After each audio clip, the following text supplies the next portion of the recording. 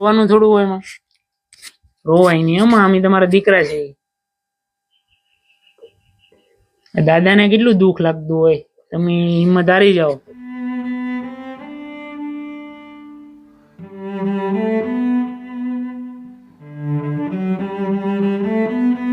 રામ રામ દાદા.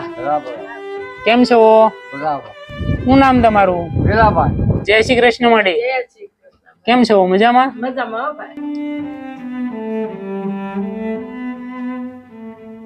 નમસ્તે દોસ્તો, મહુવાના ભાદરોડ ગામે લીલીમાના ઘરે આવ્યા છીએ. લીલીમા અને એમના ઘરેથી દાદા પરિવારમાં બે જ રહે છે અને ઘરની આર્થિક પરિસ્થિતિ ઘણી બધી નબળી છે. તો આવો આપણે લીલીમાને જ મળીએ. તો કેમ છો લીલીમા? બસ મજા છે હો ભાઈ. સારું, તબિયત પાણી હારા રહે? હારા રહે. જોનું ઉધરા આવે છે 2-3 દિવસ થતા. દાદા તમને કેમ છે? સારું છે? હા ઠીક છે. કેટલી ઉંમર હશે તમારી દાદા? 90 વર્ષ. હા સારું કેવાય હો દાદા. તબિયત હારા રહેતા હોય તો, તબિયત હારા રહે તો સારું કેવાય. હા બસ માં તમે અને દાદા પરિવારમાં બે જ છીએ. દીકરા દીકરી? દીકરા 2 પાસા છે, દીકરીઓ 2 પાસી થઈ. એક જ દીકરી છે મારે. મણાર છે. અચ્છા. અને આ દીકરાની ઉંમર કેવડી હતી જ્યારે? એ ત્યારે 32 વર્ષનો. લગ્ન થઈ ગયા? 3 વર્ષનો.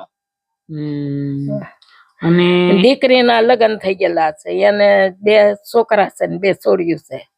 પછી આ તમારા દીકરા જે પાછા છે ગુજરી ગયા, એ કઈ બીમાર રહેતા? બીમાર એને તાવ આવ્યો હતો ખાલી.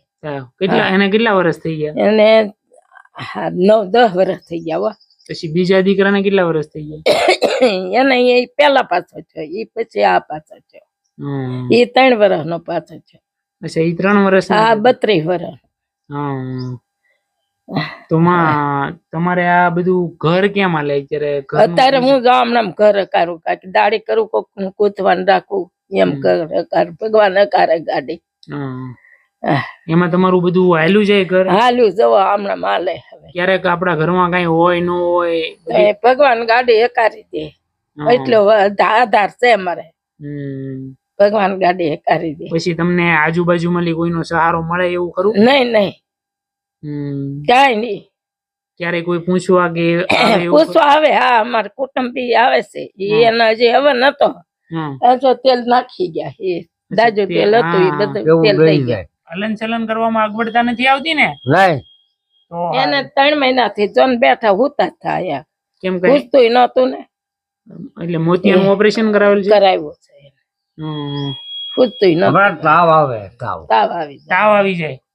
ત્યાં તમારે એક જ રૂમ છે? હા, એક જ છે રૂમ. બધું આમાં જ રહેવાનું? આમાં રહેવાનું, ખાવાનું પીવું બધું આમાં. જો મને એ કોણ આવી રૂમ કરી દે? જગ્યા એટલી જ છે તમારી? બસ એટલી જગ્યા. હા, નાની. એ મેં 5000 ની દાડી કરીને લીધી.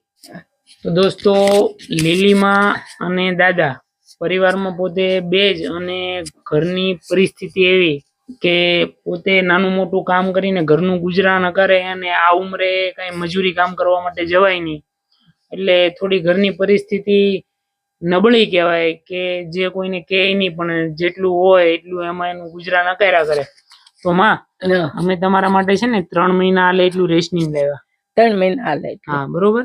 હા, તો તમારે 3 મહિનામાં કોઈ ચિંતા નહીં રહે. નહીં. હા, 3 મહિના. હા, એમાં ઘઉં, બાજરી, કઠોળ, નાનું મોટું ઘણું બધું કરિયાણું હોય, બરોબર. હા, અમે તમારા જેવા છે ને માં નિરાધાર લોકો હોય ને, જેને કોઈ સંતાન ન હોય, કુદરતી રીતે કોઈ તકલીફ હોય, તો એને અમે 3 મહિનાનું રેશનિંગ આપીએ. ઠીક. 3 મહિના. તો તમે અમારી ટીમ PM કલસરિયા છે એ તમને સહયોગ કર્યો, તો તમે હું અમારી ટીમને આશીર્વાદ આપશો? તમને બાપા ખૂબ ખૂબ આશીર્વાદ આપું હો ભાઈ. અમને મકાન ને કોક કરાવી છે.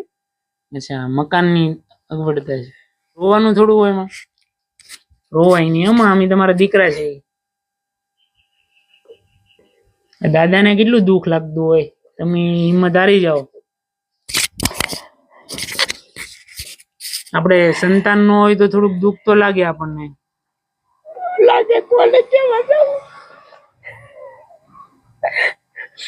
ના માં રોવામાં અમે તમારા દીકરા થઈને જ આવ્યા. રોવાય નહીં હા લીલીમાં. આ જો ઝૂંપડી કઈ સારી થઈ જાય તો એમ પછવાડે પાણી વહી જાય કરાનું ઓલું છે આપણે થાય નહીં મેં ખરું કામ લાટ કર્યું તેથી કઈ સારું પડી ગયું 5,000 ની આ ઝૂંપડી લીધી કોઈ મને દયા નહોતી કરી હું એક મેળા ફેરવતી હતી એને ભાઈએ બિચારા ગામમાં 500 રૂપિયા આપ્યા એને આમાં ચોમાસામાં પાણી પડતું છે ને પાણી પડે બધે ચારે કોર પાણી પડે એટલે ચોમાસામાં આપણને વધારે તકલીફ પડતી હોય તકલીફ પડે શાળો ઉનાળો તો વાંધો ન વાંધો નહીં એક આ ઝૂંપડી નું મને થોડુંક સારું થઈ જાય ને તો શાંતિ રહીએ કે ભગવાન જે કરવું હરી જાય બધું થોડુંક ઉપરનું વ્યવસ્થિત થઈ જાય ને તો પાણી ન પડે ચોમાસે આપણે ખાઈ જાય આ કાઢી રાખવું બધું તો દોસ્તો લીલીમાને અત્યારે આ ઉપરની છત વ્યવસ્થિત થઈ જાય તો એને ચોમાસામાં આવા વૃદ્ધ માવતરોને તકલીફ ન પડે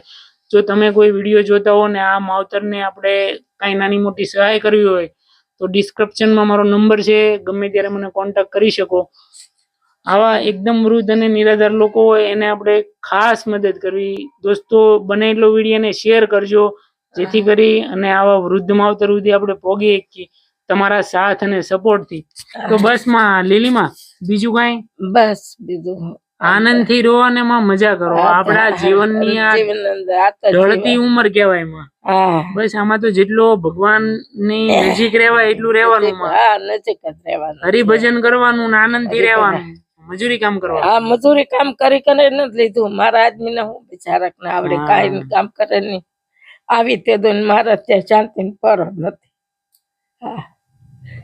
આ ઉપાધિ કહેવાય ભગવાને આપણને આવું બધું સહન કરવાની શક્તિ આપે ને એને જ દુઃખ વધારે એને દુઃખ આપે છે બરોબર ને એટલે ભગવાન ને એમ હોય કે આ માણસ ની પરીક્ષા કરું એમ પરીક્ષા કરી છે ને ભગવાને કરી છે મારે બબ્બે દીકરા ગુમાવ્યા બબ્બે દીકરી ગુમાવી અને વહી ગયો શું કરીએ કોને કેવું